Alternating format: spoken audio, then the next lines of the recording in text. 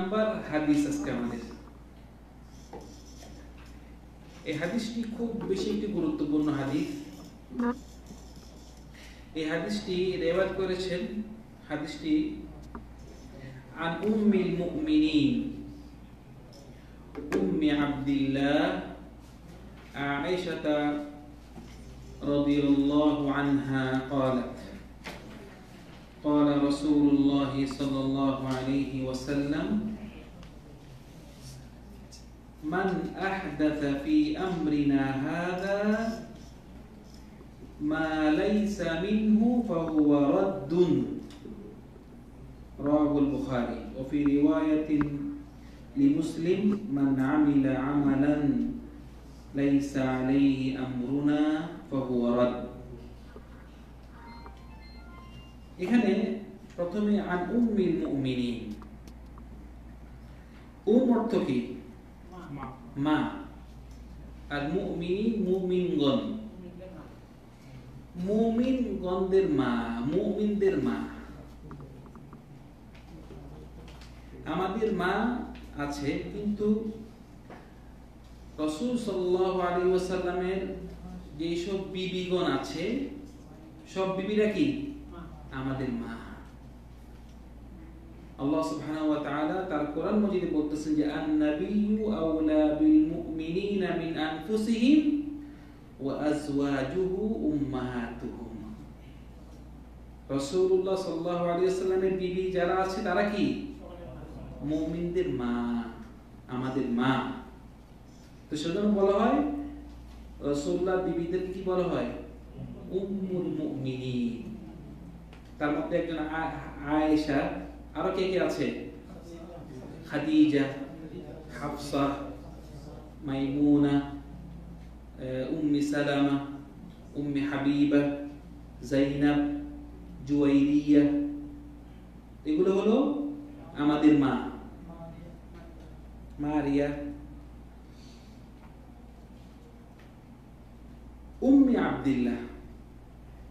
একটি প্রশ্ন করে আপনাদেরকে, সেটি হলো এমন একটি পাপ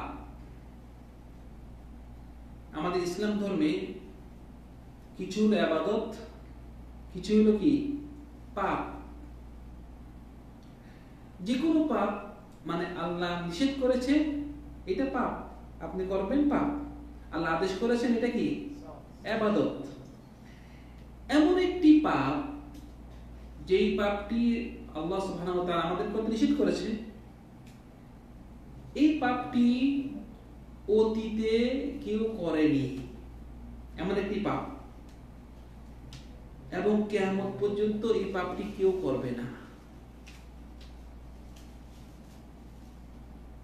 এই পাপটা কি জানেন? এমন একটি পাপ, এটা কিন্তু কবিরা গুনাহ, অতীতে কেউ করেনি এবং ভবিষ্যতেও কেউ করবে না, এটা গ্যারান্টি দেওয়া আছে। পাপ কিন্তু করবে না, অতীতেও কেউ করেনি।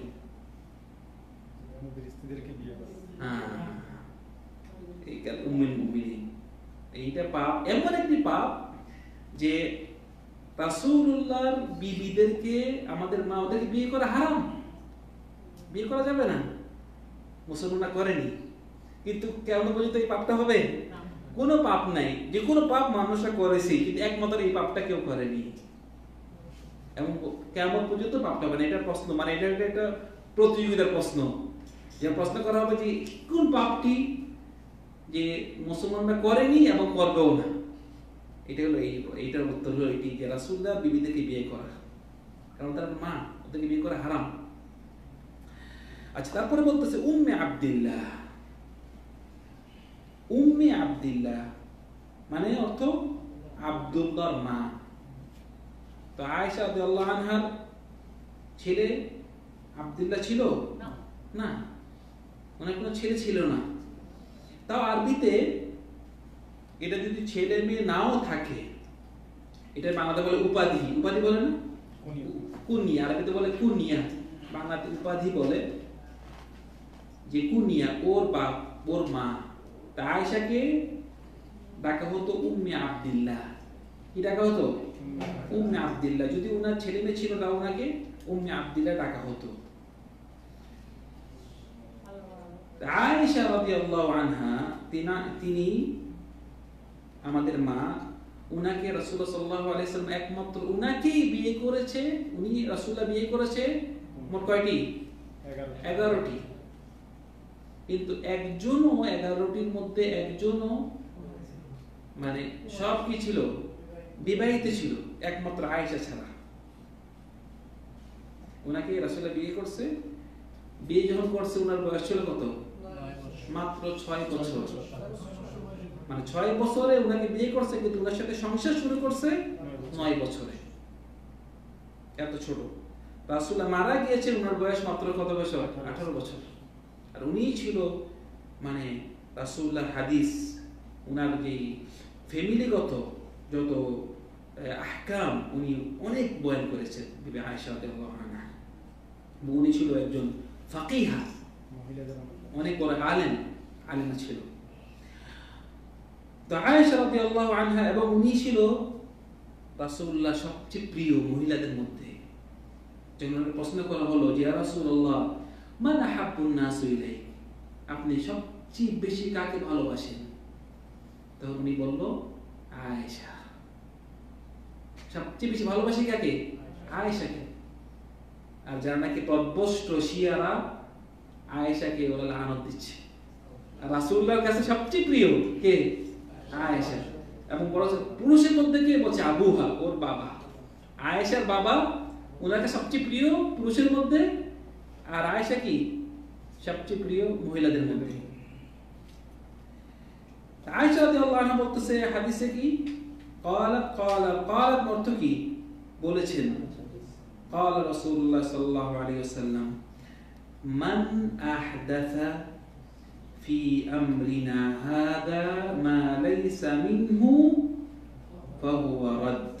من أحدث মান অর্থ হলো যে নাকি, মান অর্থ কি? যে। আহদাথা হলো যে নতুন করে কোনো কিছু সৃষ্টি করেছে, নতুন করে সৃষ্টি করেছে। কি সৃষ্টি করেছে? ফি আমরিনা। ফি আমরিনা হলো ফি দীন, আমাদের ইসলাম ধর্মেতে, আমাদের এই শরিয়া ইসলামিয়াতে যে নাকি নতুন করে কিছু সৃষ্টি করেছে, নতুন ইবাদত সৃষ্টি করেছে। ফি আমরিনা হাদা মানে আমাদের এই দ্বীনে, আমাদের এই ইসলাম ধর্মেতে যে নাকি নতুন করে কিছু সৃষ্টি করেছে, মা লাইসা মিনহু, মা লাইসা মিনহু যেটি তার মধ্যে নাই। যেটি কি তার মধ্যে নাই, নতুন করে সৃষ্টি করেছে, তাহলে তার নাতিজা কি? ফাহুয়া রাদ, বাতিল, তাকে ফেরত দেওয়া হবে, তোমার ইবাদত কবুল করা হবে না। মানে গায়রে মাকবুল। রাদ মানে কি? গায়রে মাকবুল, তাকে ইবাদতটা ফেরত দেওয়া হবে, মানে ইবাদতটা কবুল হবে না। মা লাইসা মানে নাই, এখানে নাই। মা লাইসা মিনহু মানে ওই আমাদের ইসলাম ধর্মে সেটি নাই, নতুন করে সৃষ্টি করেছে যেটা আমাদের ধর্মের মধ্যে পাওয়া যায় না। এটা কি? বাতিল, তাকে ফেরত দেওয়া হবে, রাদ, ফেরত। এই হাদিসটি বুখারীতেও আছে, মুসলিমও আছে, নাম্বার দেওয়া হয়েছে। আবার মুসলিমে বলেছে ঠিক আয়েশা থেকে যে মান আমিলা আমালান। আমিলা অর্থ কি? আমিলা মানে একটি কাজ করলো, মানে এখানে একটা ইবাদত করলো। এখানে আমিল অর্থ কি? একটা ইবাদত করলো। আমালান মানে একটা ইবাদত, মানে মান আবাদা ইবাদাতান মানে একটা ইবাদত করলো, একটা আমল করলো। মান আমিলা আমালান লাইসা আলাইহি আমরু, লাইসা মানে লাইসা আলাই আমরুনা, আমরুনা আমাদের দ্বীনে নাই, আমাদের ইসলাম ধর্মে নাই। এমন একটা আমল করলো যেটা কি আমাদের দ্বীনে নাই, ইসলাম ধর্মেতে নাই, ফাহুয়া রাদ, এটা ফেরত দেওয়া হবে, এটা তাকে কবুল করা হবে না। এই হাদিসটি হলো ইসলাম ধর্মে অনেক বড় একটা আসল শিকড়। এই হাদিসটি, মানে বিদআ। বিদআ মানে হলো নতুন করে কোনো একটি সৃষ্টি করা। ইসলাম ধর্মে মনে রাখবেন, যে কোনো একটি ইবাদত করবেন, ইবাদতটা যদি কবুল হতে হয় আল্লাহ সুবহানাহু ওয়া তাআলার কাছে, আপনার দুইটি শর্ত দরকার। কয়টি শর্ত দরকার? তো প্রথম শর্তটা কি? আল্লাহর আদেশ পেতে হবে এবং রাসূল সাল্লাল্লাহু আলাইহি ওয়াসাল্লাম। প্রথম শর্ত হলো আল ইখলাস, আল্লাহর জন্য ইখলাস থাকতে হবে। ওমা উমিরু ইল্লা লিয়াবুদুল্লাহ মুখলিসিনা লাহু, আল্লাহর জন্য যে কোনো ইবাদত করবেন একমাত্র আল্লাহর জন্য। নামাজ পড়তেছেন, রোজা রাখতেছেন, হজ করতেছেন, সবগুলো কাজ একমাত্র আল্লাহর জন্য। আল্লাহর জন্য যদি না হয় তাহলে কি হবে? হয় শিরক আকবার হবে, না শিরক আসগর হবে। শিরক আকবার হবে যদি আপনার ইবাদতটা পুরোপুরি শুধু অন্যজনের জন্য হয়। ডাইরেক্ট আপনি ডাইরেক্ট কবরস্থানে যাই, ডাইরেক্ট ইয়া ওয়ালি আমাকে দাও, এ বাবা আমাকে দাও, ডাইরেক্ট দোয়া করতেছেন ওলির কাছে, তখন এটা শিরক আকবার। ইবাদতটা পুরাই ওর জন্য করতেছেন। তোমাকে বাচ্চা দিছে কে? আমাকে বাবা দিয়েছে বাচ্চা।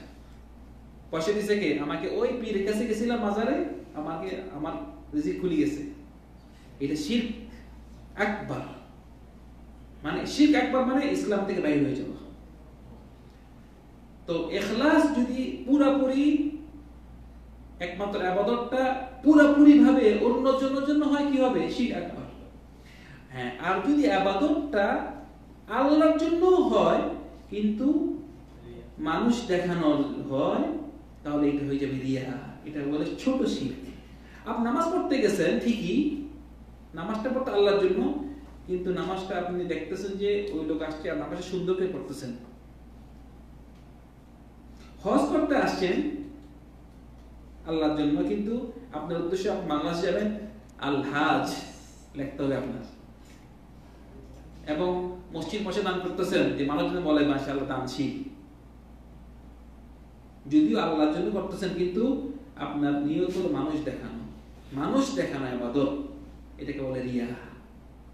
তো যে কোনো ইবাদত করবেন মনে রাখবেন দুইটি শর্ত আপনার সামনে রাখতেই হবে। দুইটি শর্ত রাখবেন না তাহলে আপনার ইবাদতটি বরবাদ। একটি হলো আল্লাহর জন্য ইখলাস, দ্বিতীয় হলো এই হাদিসটি মুতাবাআতুন নবী সাল্লাল্লাহু আলাইহি ওয়াসাল্লাম। রাসূলুল্লাহ সাল্লাল্লাহু আলাইহি ওয়াসাল্লাম যেভাবে বলেছে, যেভাবে করেছে সেভাবে।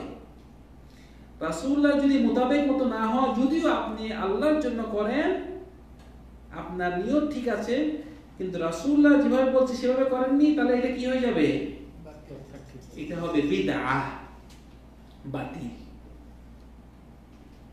যদিও আপনার ইখলাস, একটা আপনি ইবাদত করতেছেন, বর্তমানে বাংলাদেশে যে খুব একটা ইবাদত বিদআহ খুব বিখ্যাত, এটা কি?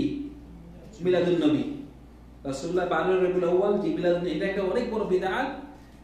তো এটা যদিও আপনি একমাত্র আল্লাহর জন্য করেন, কিন্তু আপনার একটা শর্ত হয়েছে, আরেকটা শর্ত হয়নি। রাসূলুল্লাহ যেভাবে বলছে সেভাবে রাসূলুল্লাহ করেনি, সাহাবাগণ করেনি, তো এটা কি হয়ে যাবে? এটা বিদআত হয়ে যাবে।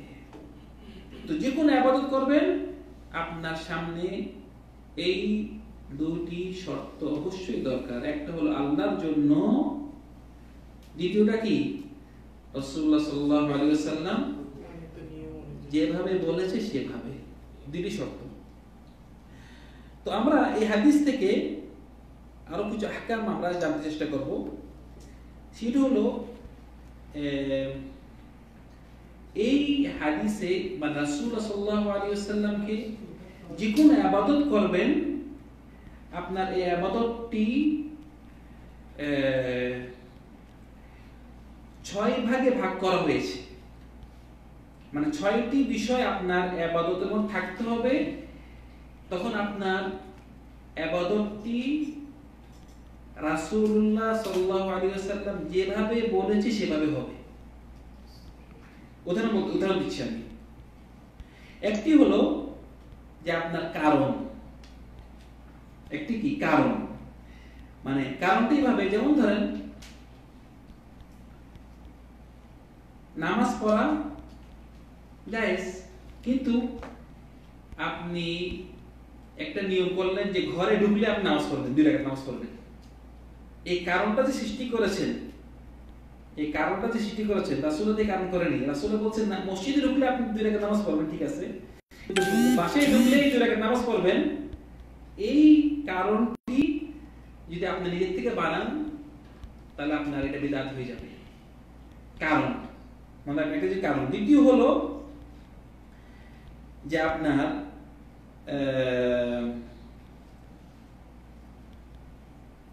একটা হলো কারণ, আর দ্বিতীয় হলো আরবিতে বলে জিন্স, বাংলাতে হবে এরকম, আমি বাংলাতে দেখি আনতে দেখছি, আপনার হবে এটার অর্থ হবে প্রকার। দ্বিতীয় হলো প্রকার, মানে ইবাদতটির প্রকার। যেমন ধরেন উদাহরণ দিলে বুঝবেন, কোরবানির সময় কোরবানি সিস্টেম হলো কোরবানি দিতে হবে আরবিতে বলে বাহিমাতুল আনআম, গরু, ছাগল, উট। এর আপনি যদি বলেন আমি ঘোড়া দিব, ঘোড়া, জেব্রা দিব, জিরাফ দিব, এগুলো আরো দামি বেশি, এইসবের মাংস খাওয়া জায়েজ আছে, কিন্তু আপনি কোরবানি দিলে হবে না। যদি আপনি বলেন আমি কোরবানি দিব, এটাতে না, এটাই বেদাত হয়ে যাবে, আপনি কোরবানি দিলে হবে না। কারণ এটা আপনার এইটার প্রকার হলো, কোরবানির প্রকার হলো এইসব জাতি, গরু, ছাগল, উট, বাস। আমাদের একটা হলো কারণ দেখতে হবে, যে ইবাদতটি কারণ সৃষ্টি, কারণটা রাসূলের যে কারণ থাকতে হবে। দ্বিতীয় হলো প্রকার, কি প্রকার, গৃহপালিত হতে হবে, হ্যাঁ গৃহপালিত, যেসব আর কি আপনার গরু, ছাগল, উট। তৃতীয় হলো যে আপনার পরিমাণ। তৃতীয় হলো পরিমাণ। পরিমাণ অর্থ হলো এরকম যে আপনাকে উযু করতে বলছে, 1 বার ধুলে ওয়াজিব, 3 বার ধোয়া কি সুন্নত, আপনারা 4 বার ধোবো, 5 বার ধোবো না, 4 বার ধুলে হবে না, আপনি 3 বার শেষ। তো পরিমাণটা 3 বার, এই পরিমাণটা রাসূল যেভাবে বলছে সেরকম পরিমাণ। নামাজের রাকাত রাসূল নির্ধারণ করে দিয়েছে 4 রাকাত, জোহর নামাজ পড়ো 4 রাকাত, আপনি 5 রাকাত পড়বেন না, হবেই না, পরিমাণ। 4 নম্বর হলো পদ্ধতি, আরবিতে বলে কাইফিয়া, পদ্ধতি মানে আপনার সিস্টেম। আপনাকে বলছে উযু করার সময় তুমি আগে মুখ ধোবা, তারপরে দেবা হাত, তারপর মাথা মুছা করবে, তারপর পা ধোবা। তারপর আমি উযু করবো ঠিকই, কিন্তু আমি আগে দেবো পা, পায়ে কাঁচা লাগছে, তারপর দেবো হাত, তারপর দেবো মুখ, না, হবে না। কারণ এই পদ্ধতির মানে পদ্ধতিটা রাসূল যেভাবে বলছে সেভাবে হতে হবে। 5 নম্বর হলো সময়। সময় অর্থ হলো যে এখন নামাজের সময়, জোহরের নামাজের সময়, আপনি জোহর নামাজ পড়লেন ঠিকই, কিন্তু আপনি বলেন আমি জোহর নামাজের সময়টা আমি আসরের সময় পড়বো, 10টার সময়, অবশ্যই 10টার সময় পড়ি হলো, সকাল 10টায়, না, হবে না। যেই সময় নির্ধারিত করে ওই সময় পড়তে হবে আপনার সময়। রোজা, রমজান নির্ধারিত করা আছে, রমজানে 1 মাস রোজা রাখতে হবে, আপনি যদি রমজানের 1 মাসটি আপনি শাওয়ালে রাখেন, হবে না, সময়। 6 নম্বর হলো জাগা, এইটাই লাস্ট 6 জায়গা। আপনি জায়গাটা রাসূল যেভাবে বলেছে ওই জায়গাতে, যেমন রাসূল বলছেন যে ইতিকাফ বসতে হবে কোথায়, মসজিদে। আপনি বলেন যে আমার মসজিদে মানুষ দেখানো হয়ে যাবে, আমি ঘরের ভিতরে ইতিকাফ বসবো, না, হবে না। কারণ ইতিকাফ বসে জায়গা হলো মসজিদ। এখন আপনারা বলেন যে হজ করবো, হজটা করতে হবে আরাফাতে, বললেন যে আপনি হজে এখানে আরাফাতে বেশি ভিড়, আমি অন্যখানে যেয়ে দাঁড়াবো, না, হজ হবে না। সেজন্য এগুলো, এই 6টা জিনিস, হ্যাঁ 6টা জিনিস আমি বলতেছি, এখন 6টা জিনিস এগুলো খুব গুরুত্বপূর্ণ।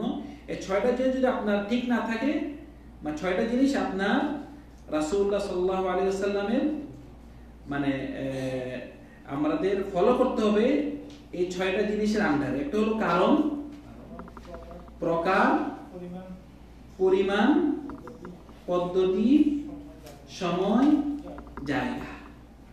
আপনার প্রত্যেকটা উদাহরণ দিবেন একটা, মানে উদাহরণটা উদাহরণটা বলছি আমি, কারণ উদাহরণটা কি দিয়েছিলাম যে আপনার বাসায় নামাজ পড়া যায় আছে, কিন্তু বাসায় ঢুকলে আপনি 2 রাকাত নামাজ পড়ে একটা সিস্টেম করে নিলেন, অথবা মাদ্রাসায় গেলেন 2 রাকাত নামাজ পড়লেন, একটা সিস্টেম বানানো। কারণ সিস্টেমটা আপনার জায়েজ হবে না, কারণ সিস্টেমটা রাসূলের বানা যায়নি। অথবা প্রকার, রাসূল বলেছেন যে কোরবানি দিতে হবে কি গরু, ছাগল, উট, এই 3টা। যা কি বলছেন আপনি ইউসুফ ভাই? গৃহপালিত এইসব। কিন্তু আপনি যদি অন্য কিছু কোরবানি দেন হবে না, যদিও আপনার জন্য জায়েজ হয়ে থাকে, আপনি এমনি একটা ঘোড়া জব করে মাংস মানুষদেরকে খাওয়ান, সমস্যা নেই। কিন্তু কোরবানি যখন দিবেন তখন কি আপনার এই 3টা দিতে হবে। হ্যাঁ হ্যাঁ, এটা কামাল ভাই একটা প্রশ্ন করেছে, ঘোড়া খাওয়া জায়েজ তো অবশ্যই। ঘোড়া খাবে কেমন? ঘোড়া তো বহুত দাম, কিন্তু ঘোড়া খাওয়া জায়েজ আছে। যে কোনো পশু জায়েজ আছে, একমাত্র যেসব পশুগুলো হিংস্র, আপনি জেব্রা, জিরাফ, এগুলো জায়েজ আছে। কিন্তু মানুষ 1 নম্বরে এগুলা অ্যাভেলেবেল না, আর অনেক দাম, কিন্তু জায়েজ আছে খাওয়া। আপনার পছন্দ হলো না, আমি নিজে পছন্দ করব না, আমার অভ্যাস নেই, কিন্তু জায়েজ। একমাত্র মানে যেসব আপনার হিংস্র, সিংহ, বাঘ, চিতাবাঘ, এসব হিংস্র, এগুলো খাই জায়েজ না। কিন্তু এগুলো এমনি হিংস্র না, এগুলো খাই জায়েজ আছে। মানে আপনি একটা যে কোনো একটা পশু, হরিণ আপনি জব করে মানুষদেরকে ফকির মিসকিন খাওয়ালেন, এরকম হতে পারে যে সব জানোয়ারে গোশত খায় বা মানুষের গোশত খায়, সেগুলো খাওয়াবে এইসব। হ্যাঁ, কিন্তু মানে আর হাদিসে আসছে যে মাখলাব, মানে যেগুলো হিংস্রগুলো তো মাংস খায় বেশিরভাগই, ধরা যায় আর কি, হিংস্রগুলো বেশি মানুষ খায়। মানে কিন্তু কিছু আছে হিংস্র আবার মাংস খায় না, এরকম থাকতে পারে। মানে হিংস্র আবার কিন্তু মাংস খায় না, অন্য কিছু খাইতে পারে। যেমন ধরেন আছে ভালুকটা তো আপনার হিংস্র, কিন্তু সে তো মাংস খায় না, মাংস খায়। আচ্ছা, ঠিক আছে।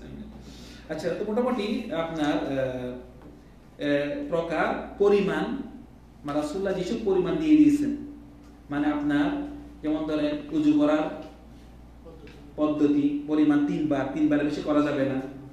নামাজ এত রাকাত সব পরিমাণ দিয়েছে, এই যতটুকু পরিমাণ দিয়েছে একটু পরিমাণ মতো আমার চলতে হবে।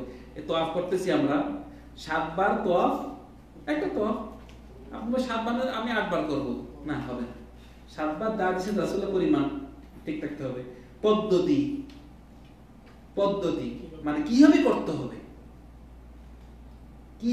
হবে। এখন আমি উযু করব, উযুর পদ্ধতিটা কি? আগে হাত ধুইতে, তারপরে মুখ, পুরো মুখমণ্ডল, তারপরে হাত, পুরো হাত, তারপরে দিয়ে মাথা মুছো, তারপরে পা, একটা সিস্টেম, পদ্ধতি, সিরিয়াল। আপনি এখন তওয়াফ করবেন, আমরা শুরু করতে কি সাফা থেকে, কেউ বলে আমি মারওয়াতে শুরু করব না, সাফাতে শুরু করতে হবে। তো মোটামুটি এই পদ্ধতি যেভাবে রাসূলুল্লাহ বলছে সেভাবে।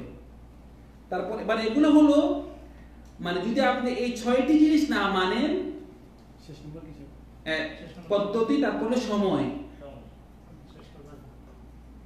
তারপর ষষ্ঠ হলো জায়গা। এগুলো প্রত্যেকটার সাথে আপনারা উদাহরণটা, মানে এগুলো বুঝে যেতে পারে। উদাহরণটা যদি আপনারা খেয়াল রাখেন, তখন এগুলো ভুলবেন না।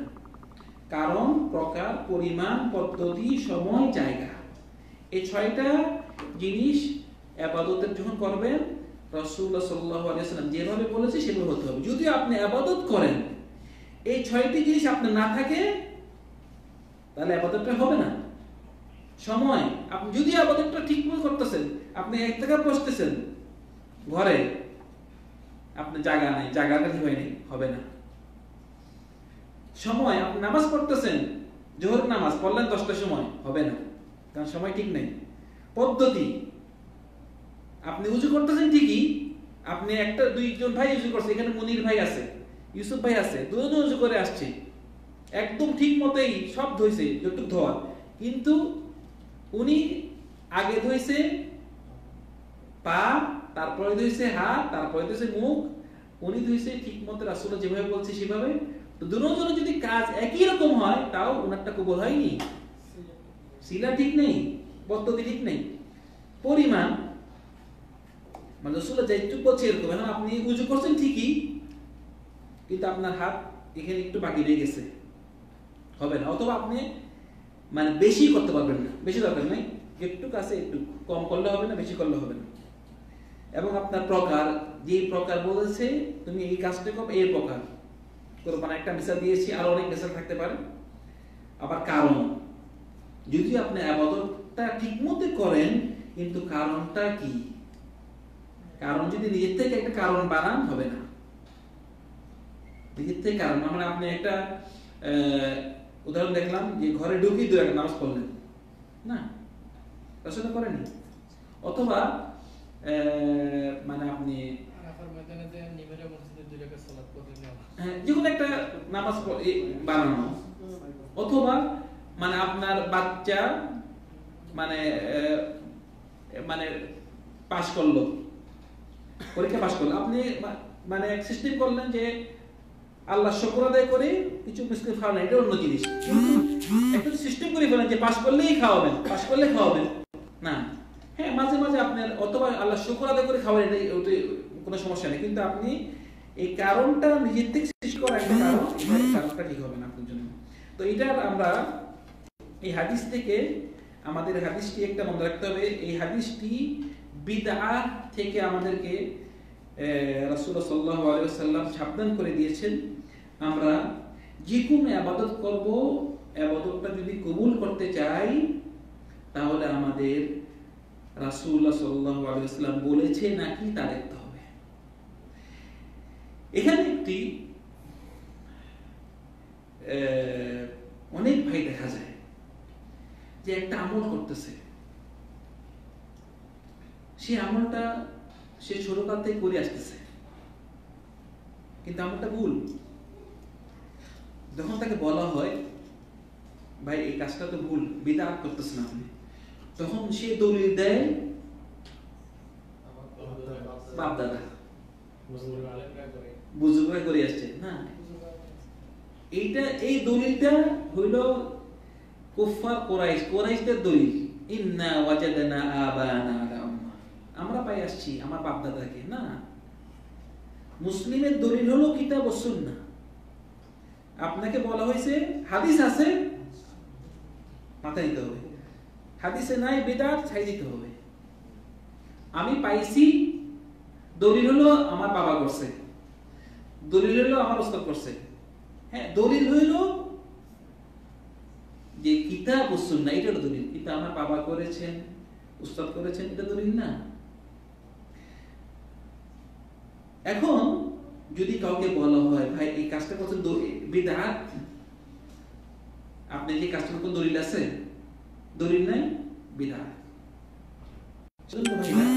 কাউকে বলা হয় কোনো কাজ করতে, যদি আপনি অনেক আগে থেকে কাজটা করে আসতেছেন, যদি আপনাকে বলা হয় কাজটা ভুল, বিদআত, হাদিসে নাই, আপনি মেনে নেবেন। এবং আপনি যদি বলা হয় আপনি এই কাজটা করতেছেন, হাদিসটা অন্যরকম, অন্যভাবে আছে, আমাদের হাদিস মানা দরকার। মানে শুধু আমরা আমাদের অতীতে করে নাই এই কথা বলে ওজন দিব না। যারা বিদআত করে আমাদের দেশে দেখলাম, এরা তো স্পষ্ট হাদিস দলিল দিতেছে। যেমন কিছুদিন আগে দেখলাম একজন আলেম বলতেছে যে মা আয়েশা রাদিয়াল্লাহু তাআলা প্রত্যেক শুক্রবারে সাহাবায়ে কিরামদের কবরে যাইতেন জিয়ারত করার জন্য, এবং মদিনাতে এই যে 70 জন সাহাবী যুদ্ধে শহীদ হয়েছে, এদের কবর নাকি প্রত্যেকদিন জিয়ারত করছে, হাদিস বলতেছে যে।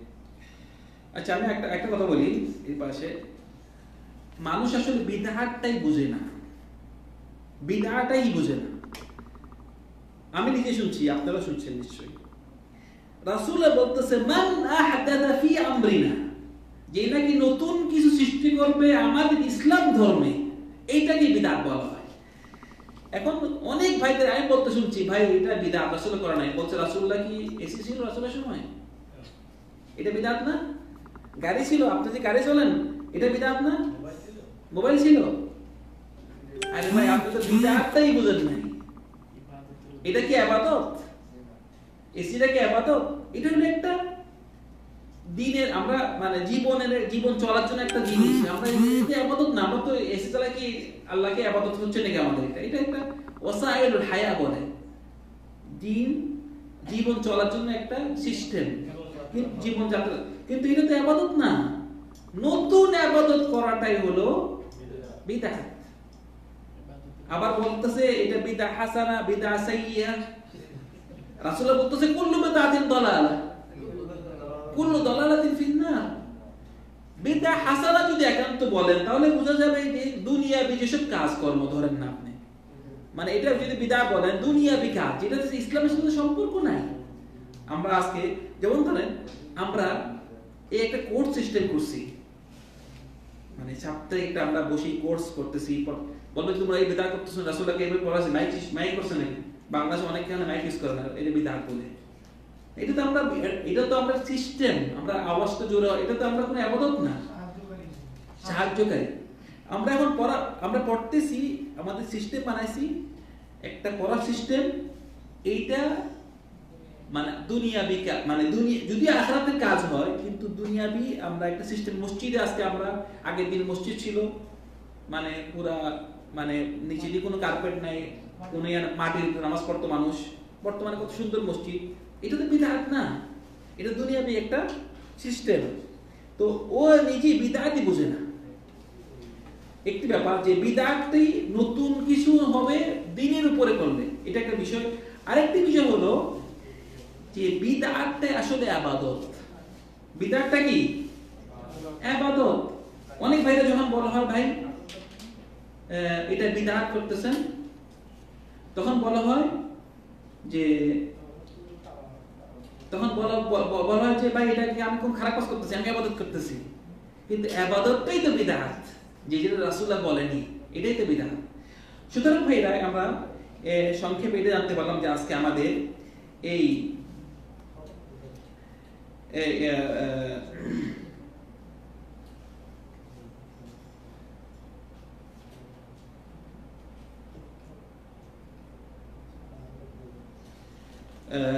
এই হাদিস থেকে আমরা জানতে পারলাম যে কোনো একটি আমরা ইবাদত করব, একটি শর্ত হলো যে আল্লাহর জন্য হতে হবে, দ্বিতীয় শর্ত কি রাসূলুল্লাহ সাল্লাল্লাহু আলাইহি ওয়াসাল্লাম যেভাবে বলেছে সেভাবে আমাদের জন্য করতে হবে। এটা জব কি পরে দিব নাকি? আচ্ছা, আমরা আজকে এখানে একটু থাক এই হাদিস নিয়ে আমরা একটু কি আমরা জানতে পারলাম। হাদিস নিয়ে ইনশাআল্লাহ আগামী জলসাতে আমরা আগামী 6 নম্বর হাদিস জানার চেষ্টা করলাম আমাদের সবাইকে। হাদিস হলো আমরিন আব্দুল্লাহ কি আর হাদিস